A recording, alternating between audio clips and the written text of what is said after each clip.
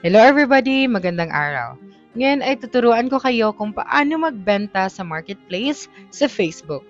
So, ang gagawin mo lang dito ay buksan ang iyong Facebook application or kung wala ka namang Facebook, kailangan mo lang mag-sign up. So, pumunta ka lang sa iyong Play Store or App Store at i-download ang Facebook application. So, pagkatapos mong mag-login or mag-sign up ng account dito sa Facebook application, makikita mo na ang iyong newsfeed. So, dito mo makikita lahat ng post ng iyong friends or recommended people. Ngayon, i-click mo lang ang icon na ito or ang marketplace icon at dito makikita mo lahat ng available items or lahat ng items na tinitinda ng mga tao dito sa Facebook.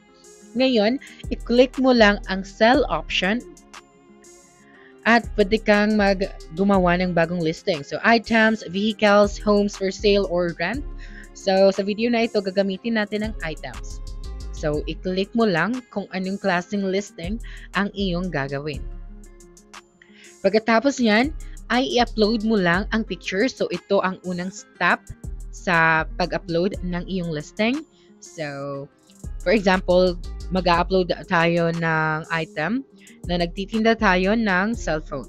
Yun, ilagay mo lang dito ang buong title ng iyong binibenta. So, iPhone 14 Plus for sale, and then kailangan mo lang i-type dito kung magkano ang iyong binibenta. Pagkatapos yan, ay iselect mo lang ang category. So, may iba't ibang kategorya tayo dito. So, kailangan mo lang piliin ang iyong category.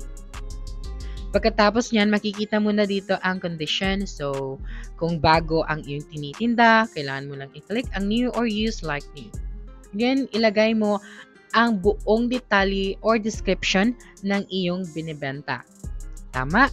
At pagkatapos niyan, ay ilagay mo lang ang iyong location. So, pwede mong gamitin ang mapa para i-locate kung saan mo tinitinda ang item na ito or kung saan ka nanggaling.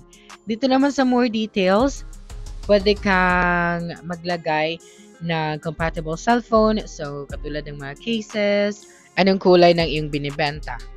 So, kailangan mo lang ilagay yan dito at syempre, ang brand.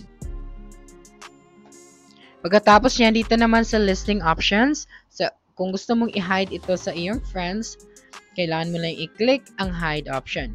Pwede mo ring i-boost listing after publishing, list in more places, pwede ka ring mag-add ng listing options. Okay? So, kailangan mo lang siguraduhin na lahat ng detalye na nilagay mo dito ay tama. Pwede ka ring mag-join sa iba't ibang community para mas mapabilis ang pagbenta mo ng item na ito. Ngayon, pagkatapos niyan, i-click mo lang ang next option na nasa itaas. Okay, so siguraduhin mo muna na tama ang lahat ng detalye na meron ka dito at i-click ang next option na nasa iyong itaas. Okay, so kailangan mo rin ilagay dito ang Meet App Preferences. Ngayon, okay na tayo. So, makikita mo na dito ang Publish option. So, kailangan mo lang i-click ang Publish.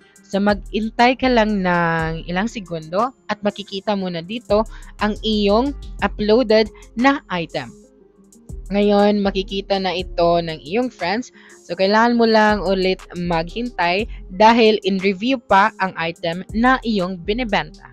So, that's it for this video. If you think this video helped you solve your concern, please subscribe, like this video, and leave your comment below. Bye!